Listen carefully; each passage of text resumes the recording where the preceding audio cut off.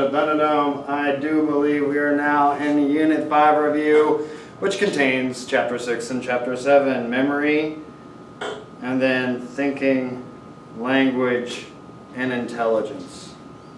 Let's get started. Shouldn't be too long today, even though every time I say that, it is long. Okay. All right, so first we start with memory. Pretty simple to understand what memory is. I don't think you're going to be confused by that ever. But some things that we do have to get out of the way is some pretty much encoding, storage, and retrieval, just to understand that those are, three fundamental processes in memory. If one of those don't work, memory doesn't work. So encoding, process of getting the information in, storage, keeping it there, and then retrieval, digging it back out. Okay?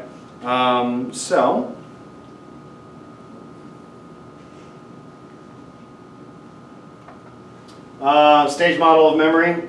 So this isn't necessarily those three things that we just talked about, encoding, storage, and retrieval. This is more or less the types of memory that we actually access and kind of the progression of how it goes. So first we use our senses and we get the memory in, right? Usually through our eyes or our ears and sometimes through our smell. Then it gets into short-term memory. We get to manipulate it a little bit in this moment, this very short time period. And then if we manipulate it enough and make it relevant to ourselves, it gets into long-term memory. And long-term memory is limitless. So this is also known as the Atkinson-Shiffrin model of memory. Sensory memory, like I just said, it's exactly what the term says it is. It is, you taking snapshots of the world and having a very minuscule amount of time to realize that you've done it and then remember it. So two types. We have iconic memory and echoic memory. Iconic memory is using your eyes, right? So your visual memory holds an image. If I wave my finger back and forth right now, it looks like my finger is trailing itself. And the reason being is because your mind, your brain, is actually holding that image, the previous image of where my finger was, just for the tiniest bit of a second. Okay, so that's iconic memory. Echoic memory, you get 3 to 4 seconds. Your ears hold the sound, all right, ready for you to use it for 3 to 4 seconds, and then once that passes and you decide that it's not important for you to use it, then it disappears into the nether regions of forever. I mean, again, you forget more than you remember. Okay? Evidence of iconic memory. So we talked about this. We did this little experiment with George Sperling. He actually played a tone instead of showing you a color right there. Short-term memory, the active stage of memory in which information is stored for up to about 20 seconds. It's a small amount of time. It allows you to make sense of this sentence while you read the rest of this sentence. And that's so true. That's what short-term memory does. It allows us to understand where we came from while we're going somewhere, okay, in a short amount of time. Maintenance rehearsal, the mental or verbal repetition of information in order to maintain it beyond the usual 20-second duration of short-term memory. So information that's not rehearsed, it just rapidly fades away, okay? And we'll look at that here in a second with Ebbinghaus's forgetting curve. Chunking, so that's increasing the amount that you can hold in your brain by making things a smaller amount. So if you have let's say 15 letters, which is beyond what a normal human can probably hold, as in like bits of information, if you chunk them into sets of 5 and make it 3 sets, you have a higher chance of remembering 15 letters. So that's what chunking does. Short-term memory, I think we talked about this as well. We did a little test here where these letters show up and then they disappear, and you try to remember them to the best of your ability. This is we did this in class for sure, and I don't know if I did it necessarily for you guys online. I think I was just making videos at that point. All right, chunking, again, we've already talked about it. I mean, hard to memorize that, but if we chunk it into manageable units, it becomes easier, and then if we chunk it into manageable units that mean something, it becomes a lot easier. All right, working memory. So this is kind of a little bit of, it's a part of short-term memory, right? So the temporary storage and active conscious manipulation of information needed for complex or cognitive tasks like reasoning, learning, and problem solving. So we have the phonological loop, which is literally saying something in your mind over and over again. All right, I told this story about I went to the Jamboree when I was 15 years old, and I got a girl's number for the first time, and I didn't have a pen or pencil. I didn't have a cell phone to put it into. Nobody has a pen or pencil at the Jamboree, which, in case you don't know what the Jamboree is, it's where all the football teams around this area play in one place, one night. Literally 15,000 kids are there, students. Back when I was growing up, that's where you had to go there because you knew everybody was going to be there.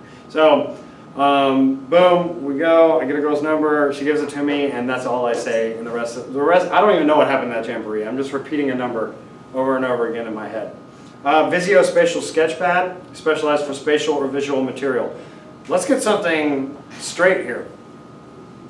If I had this ability to, if I were you, I would create a giant poster to study for the AP psychology exam. And I would make this poster, okay? And I would put things in certain areas of the poster and create images and all that kind of stuff, because what a human is truly good at when it comes to memory is its environment, its spatial environment. That is what we have been, again, evolutionarily programmed to do. We have 200,000 years of this in our genetics. Remembering where things are in our spatial layout, aka the land that we are manipulating to survive. Visuospatial sketchpad is huge, right? So remembering the layout of a room or a city. And then we have the central executive, and that guides both the phonological loop and the visuospatial sketchpad. So let's look at this all in one place. It's right here. So we have the central executive. So that is the attentional control system, right? We have limited capacity here, but this is what is controlling, us actually manipulating our thoughts so that we can, complete a task. Phonological loop, again, it's exactly what I said. And then visuospatial sketchpad, so the inner eye. All right, long-term memory. So if we work with something enough, right, and that'd be called elaborative rehearsal. Do not get it confused with maintenance rehearsal. Maintenance rehearsal is solely to keep something in short-term memory for a longer period of time. Elaborative rehearsal is to get something into long-term memory forever. Okay, an unlimited storage place for memory. Long-term memory, limitless, retrieving information from long-term memory happens quickly and with little effort most of the time. Elaborative rehearsal, some examples of this is the self-reference effect. So applying the information to yourself, so to just make it work for you. And then visual imagery, so using vivid images to remember something. And you can create this in your mind. Usually in a normal year, for 5 straight days, I give you 25 random words. And I ask you to remember as much as you possibly can without writing them down for 2 minutes. And then you have 2 minutes to write them down. We do this for 5 straight days, and it's unbelievably fun for some reason. And you get so good at creating these visual images that are odd and eccentric and raunchy and all of a sudden you can remember 25 words in 2 minutes without writing them down. It's pretty amazing, all right? But it's nothing compared to what you can actually truly do. I mean, these memory champions out there that can just remember like 52 decks of cards shuffled in a row, that is something that you can do, I promise you, but it's just hard to do it because we don't give it enough time, we don't focus enough. All right, procedural memory. So this is probably pretty important. I've always seen something like this on the AP exam, asking something about these types of memories, okay? So procedural memory is for skills, operations, actions, making scrambled eggs, riding a bike, all that kind of stuff, driving a car, learning how to drive a stick shift. Like I took my driver's test in a stick shift. I drove a stick shift for the first year of me driving. If I hopped into a stick shift right now, which I haven't touched in 15 years probably, I'd have no problem doing it. So that's procedural memory. Really, really easy to demonstrate, but very hard to describe. Episodic memory, so category of long-term memory that includes memories of particular events, so where you were, what you did, all that kind of stuff. It is your autobiographical memory. All right, refers to the events of your life history. It plays such a crazy role in how you define yourself, right? Because you can decide not to include something, and that could be a pivotal thing whenever you have, create your sense of self. Semantic memory, literally, it is your knowledge whenever it comes to facts and names and dates and like all that kind of stuff. This is like what you learn in U.S. history. All right, so your personal encyclopedia of accumulated data, right? Hard to remember where you learned them. An example here, can you remember where you were when you learned there were different time zones across the United States? Isn't there an episode of like Zack and Cody or something like that does this?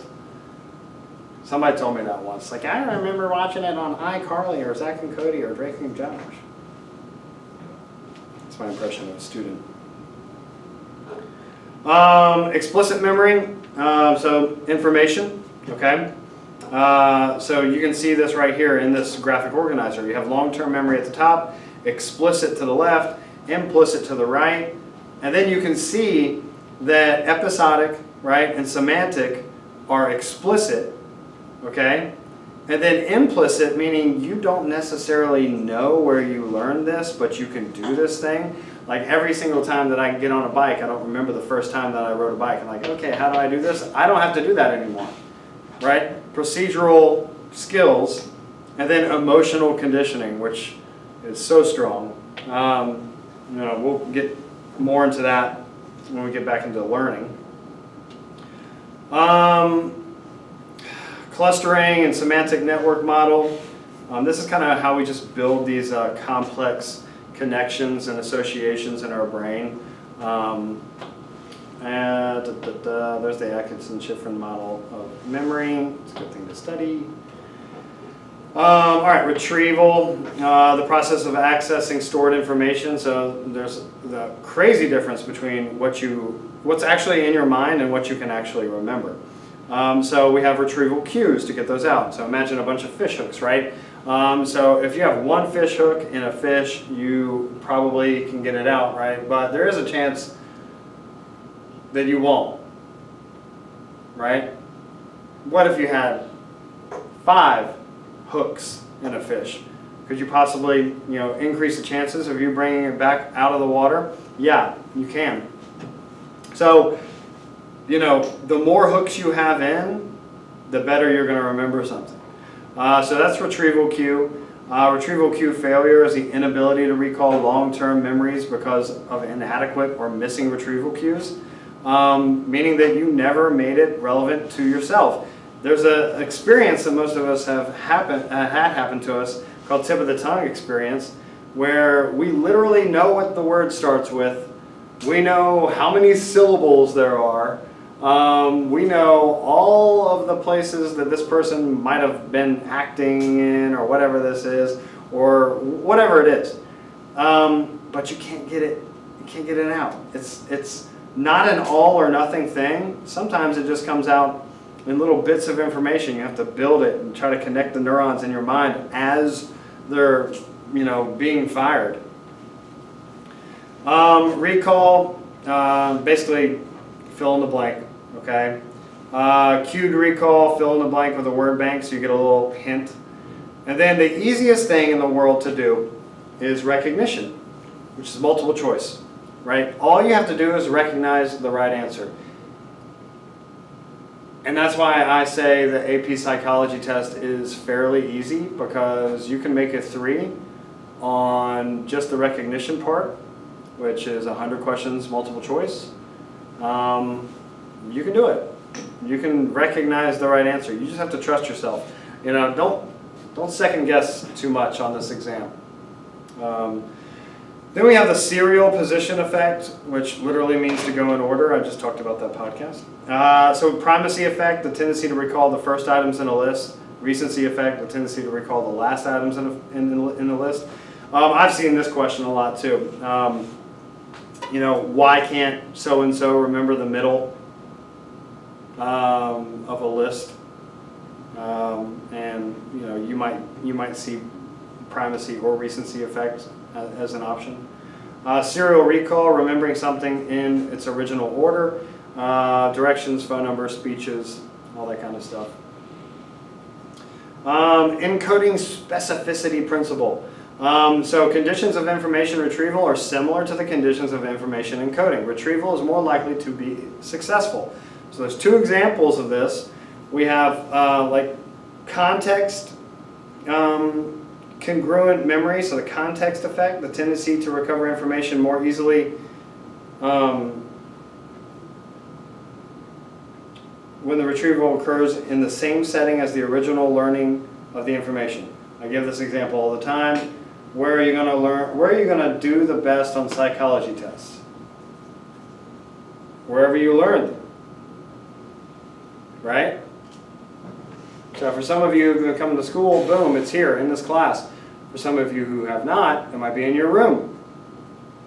Or it could be at work while you have your earbuds in and you're listening to me on Zoom. That'd be weird, wouldn't it? Hey, I got to take my AP Psychology exam here at Squiggly's. Then we have mood congruence, so an encoding specificity phenomenon in which the given mood tends to evoke memories that are consistent with that mood. So positive emotional state, positive memories and actions, negative emotional state, negative memories and actions. Don't get these confused with each other. They're going to try. Okay?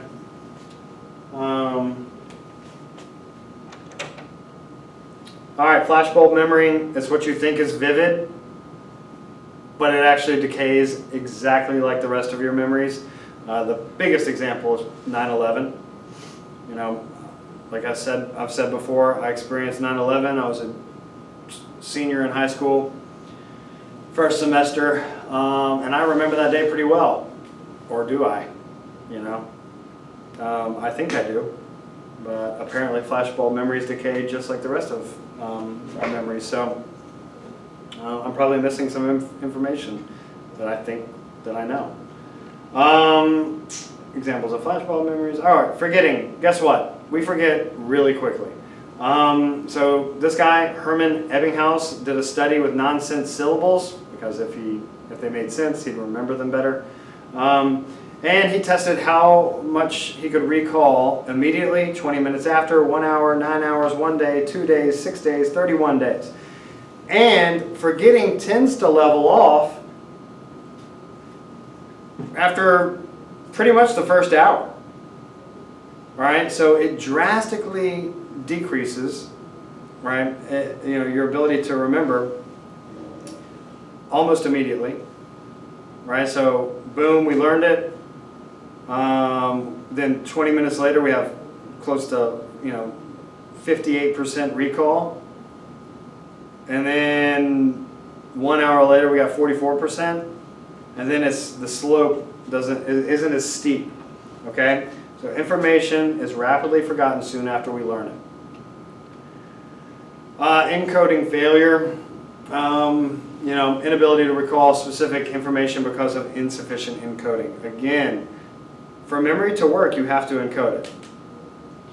That's getting it in, right? Penny memory test. Okay, which one's the right penny? It's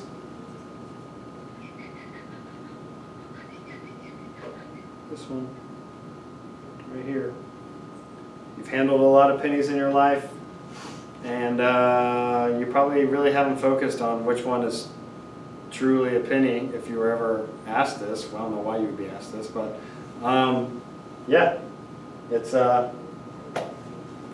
again, encoding failure. There it is. 1990, what a great year. Cincinnati Reds won the World Series. Decay theory, basically saying that the reason that we forget might be because our neurons literally decay. So if it's the use it or lose it phenomenon. If you use it, there we go, the neurons are still active. If you don't, you lose it because they're not active and they decay. So the actual thing, the distinct structural or chemical change in the brain is called a memory trace. That's a neural connection is what we're going to call that, okay? Hold on a second.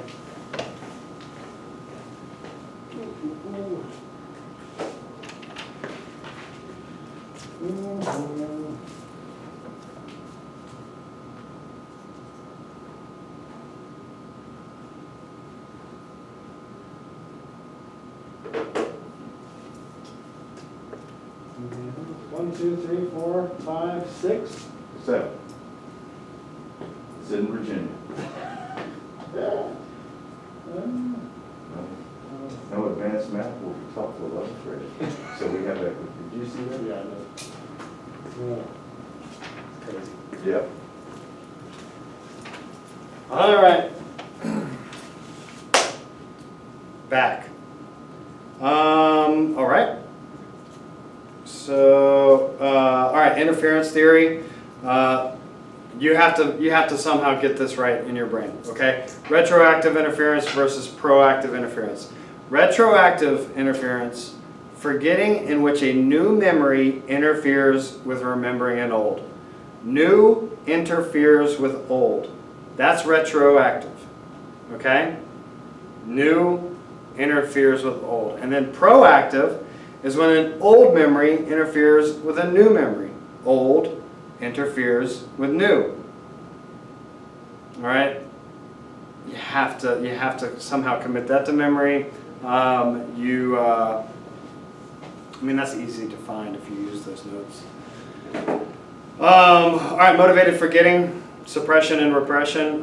The difference, how I remember the difference between these two things, suppression has a U in it, meaning you consciously decide to forget, and repression, it just happens to be so bad that it just goes to the back of your mind forever. Deja vu, memory illusion characterized by a brief or intense feeling of familiarity in a situation that has never been experienced.